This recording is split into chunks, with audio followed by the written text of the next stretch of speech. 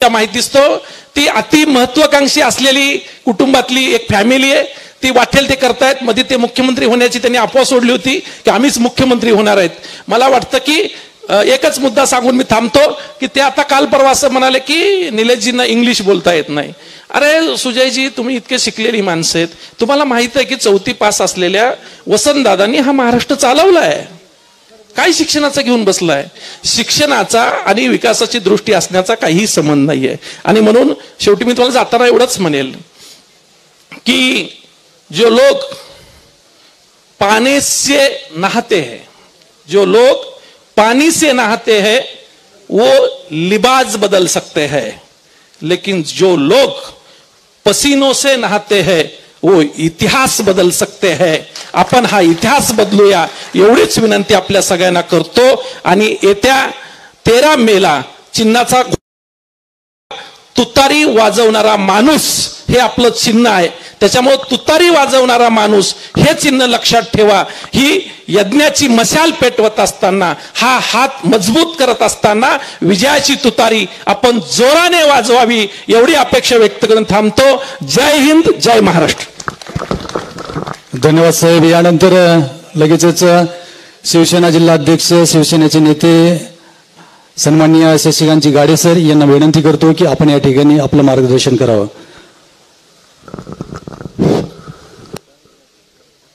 छत्रपती शिवाजी महाराज की जय. भवानी.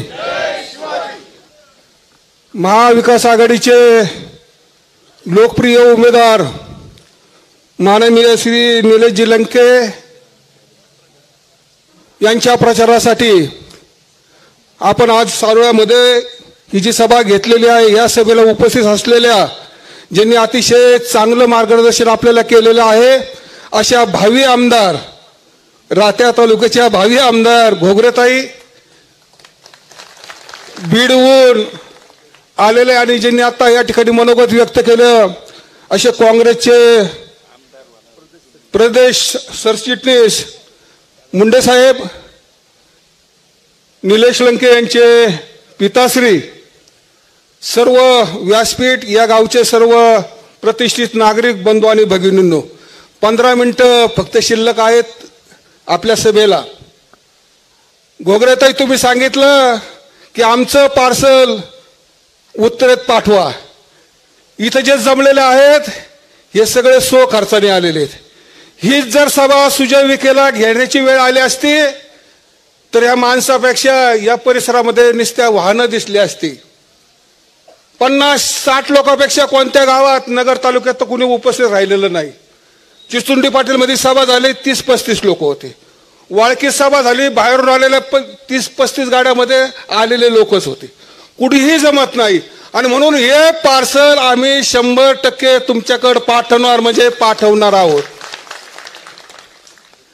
आणि हे पार्सल पाठवल्यानंतर आमचे लंके साहेब खासदार झाल्यानंतर आम्ही त्यांना सांगणार आहोत की लंके साहेब, तुम्ही आता पोराला पाडलं, बापाला पाडण्यासाठी आमच्या ताईला निवडून आणण्यासाठी जास्तीत जास्त वेळ शिर्डी मतदारसंघात द्या, अशी आम्ही लंके साहेबाला त्या ठिकाणी विनंती करणार आहोत. गेल्या 5 वर्षापासून आपण पाहतो विकासाच्या कामावर बोलत नाही, विकासाच्या कामावर मत मागत नाही. फक्त नगरचा उड्डाण पूल केला एवढं सांगतात, दुसरं सांगण्यासारखं काही नाही. तो सुद्धा दिलीप गांधींनी मंजूर केलेला होता, पण श्रेय हे घेतात. काहीच केलं नाही. आमच्या भागात सांगितलं होतं की साखळायचं पाणी पुढच्या पंचवार्षिक पर्यंत आणलं नाही तर मत मागायला येणार नाही, उभा राहणार नाही, बोलले होते का नाही? फक्त सर्वे केला, लोकांना वाटलं आता येईल कुठेतरी पाणी, परंतु काहीच नाही, नुसत्या घोषणा. संदेश कार्यालयाने कांद्याच्या संदर्भात सांगितलं, दुधाच्या संदर्भात सांगितलं, सोयाबीनच्या संदर्भात सांगितलं, म्हणून त्या विषयावर मी बोलत नाही. फक्त एक आठवण करून देतो की आता जो बीजेपीचा कोणताही कार्यकर्ता, नेता एकच सांगतो की मोदीची गॅरंटी आणि मोदीसाठी मत द्या. आपला उमेदवार सुद्धा सांगतो की मला पाहू नका.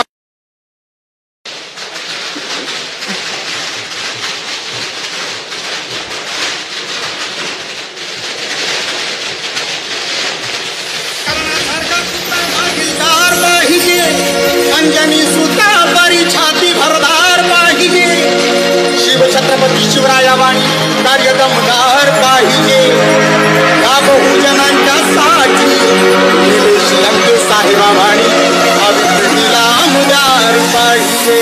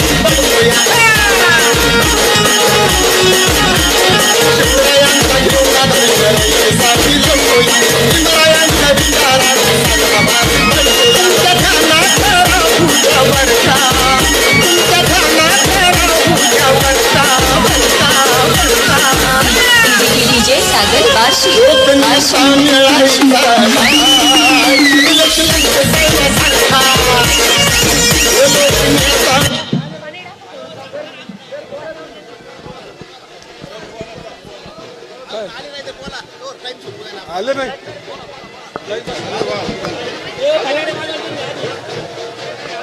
बस बस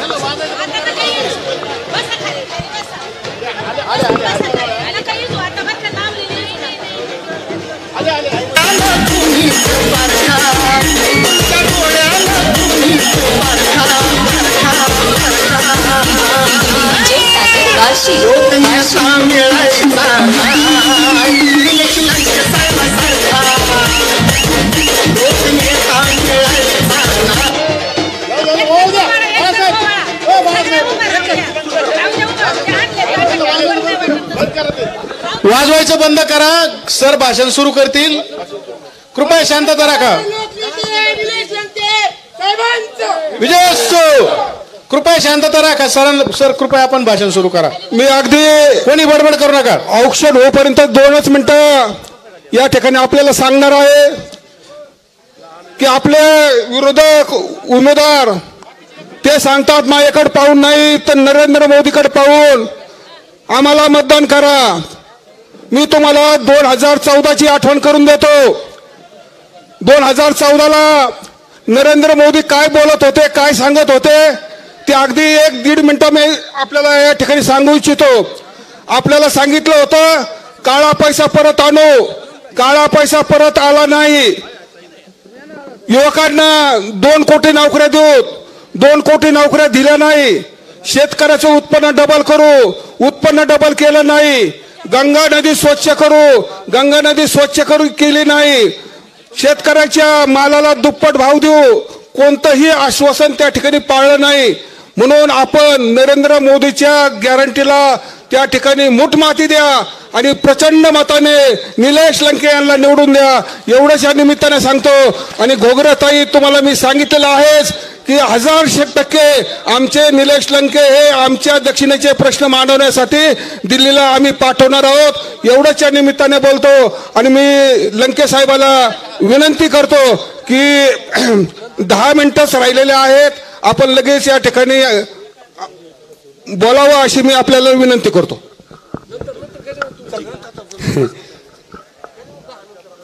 दहा मिनिटं राहिलेत.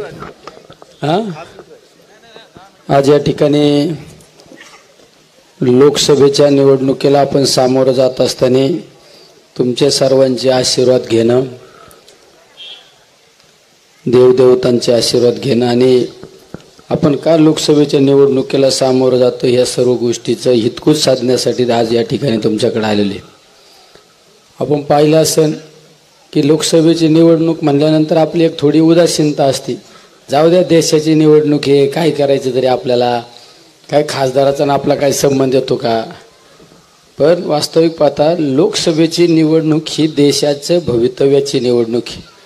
लोकसभेची निवडणूक आपल्या भविष्याची निवडणूक आहे. लोकसभेची निवडणूक ही आज देशामध्ये जी अस्थिर परिस्थिती झाली, लोकशाही जिवंत ठेवण्यासाठी आपल्याला ही लोकसभेची निवडणूक महत्त्वाची आहे. आणि डॉक्टर बाबासाहेब आंबेडकरांनी जी घटना लिहिली, जे संविधान वाचवण्यासाठी ही निवडणूक सगळ्यात महत्त्वाची. आज देशात परिस्थिती पाहिली असेल, असा कधी कधी आपल्याला प्रश्न येतो की अरे ही देशाचं काय होणार आहे, देश कुठल्या वेगळ्या मार्गावर या देशाचे काही गोष्टी चालू आहेत. लोकशाही जर जिवंत नाही राहिली तर प्रश्न पडतोय आपल्याला. तर हुकुमशाहीच्या दृष्टीने वाटचाल या ठिकाणी पाहायला मिळते. आज केंद्र सरकारच्या ईडी सारख्या CBI सारख्या एजन्सीचा वापर करून दिल्लीसारख्या आम आदमी पार्टीच्या मुख्यमंत्र्याला सुद्धा जेलमध्ये टाकलं जातं. राज्यामध्ये आम्ही 2019ला आमदार झाल्यानंतर राज्यात जे अनेक वेळा सत्तांतरण झाले ते कशामुळे झाले, फक्त ईडीचा आणि CBIचा धाक दाखवूनच झाले. ज्यावेळेस मधल्या काळात काही घडामोडी झाल्या त्यावेळेस मी खाजगीत एका मंत्री महोदयांना भेटलो. म्हणलं काय साहेब तुम्ही थांबायला पाहिजे होतं, महाविकास आघाडीबद्दल एवढं चांगलं वातावरण होतं, पुढले 10 वर्ष आपलं महाविकास आघाडीचं सरकार आदरणीय पवारसाहेब, दादा थोरात साहेब यांच्या नेतृत्वाखाली हे सगळं सरकार चाललं असतं ना, उद्धव साहेब सगळ्यांच्या नेतृत्वाखाली सरकार चाललं असतं. मला त्या मंत्र्यांनी सांगितलं, ते म्हणलं तुला शुगर आहे का, काय सांगितलं तुला शुगर आहे का, मी म्हणलं मला नाही शुगर. म्हणलं तुला BPचा त्रास आहे का, म्हणलं मला नाही BPचा. म्हणलं मला BP पण आहे, शुगर पण आहे, माझी बायपास झालेली आहे. आज जाऊन बसण्यापेक्षा बरं आहे त्यांच्या तंबूत आपलं गेलो, मंत्रीपद मिळालं आणि सगळंच मिळालं. म्हणजे सांगायचं तात्पर्य फक्त ईडी आणि CBIचा धाक दाखवून या सरकारने अनेक वेळा सत्तांतर करण्याचा प्रयत्न केलेला आहे. आज आपला भारत देश एक काळ कृषीप्रधान देश म्हणून त्या भारत देशाकडे पाहिलं जायचं. आदरणीय पवारसाहेब ज्यावेळेस कृषी मंत्री होते त्यावेळेस सरसकट कर्जमाफी केली आणि जो भारत देश कृषीप्रधान देश म्हणून भारत देशाकडे आपण पाहायचो, त्या भारत देशाची काय परिस्थिती आज, त्या भारत देशामध्ये सगळ्यात जास्त शेतकऱ्यांची आत्महत्या आणि त्याचं सरासरी जर प्रमाण काढलं तर महाराष्ट्रात सगळ्यात शेतकऱ्यांच्या जास्त आत्महत्याचं प्रमाण आहे. आणि सरकार काय म्हणतं, आत्महत्या थांबल्या पाहिजे ना, आत्महत्या थांबल्या पाहिजे. अरे जर शेतीमालाला जर चांगला बाजारभाव दिला तर आत्महत्या थांबतील ना. पण आज कांदा पिकाची काय परिस्थिती आहे, सोयाबीनची काय परिस्थिती, कपाशीची काय परिस्थिती आहे.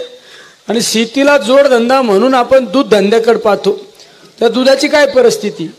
बिस्लरी बाटली जर दुकानात घेतली तर आपल्याला 20 रुपयाला मिळते आणि दुधाला 22-23 रुपये दुधाला भाव.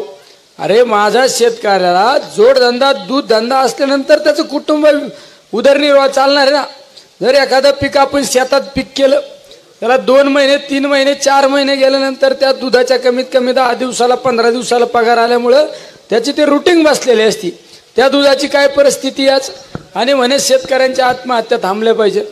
आणि आपण ज्यांना 5 वर्षापूर्वी निवडून दिलं ते तर एवढे खोटारडे, खोटं बोल पण रिटून बोल अशी सवय त्या परिवाराला. आणि त्यांना मध्ये काय भेटले अमित शहाला आणि बाहेर येऊन सांगितलं की कांद्याच्या निर्यात बंदी संदर्भात आम्ही अमित शहा साहेबांना भेटलो आणि कांद्याची निर्यात बंदी उठली. पेपरला छापून आणलं, मीडियासमोर छापून आणलं. नगर मार्केट कमिटीत सत्कार पण घेतला आणि त्या सत्कारात एवढं भावनिक झाली पार्टी. त्यांनी सांगितलं जर ही कांद्याची निर्यात बंदी उठली नसती तर मी मतच मागायला आलो नसतो. काही तास नाही गेलं तर त्या संबंधित विभागाच्या अधिकाऱ्याने सांगितलं ही अशा प्रकारची जी बातमी चालू ही ती चुकीची आहे, अशी निर्यात बंदीच उठली नाही. पडले का तोंडावर.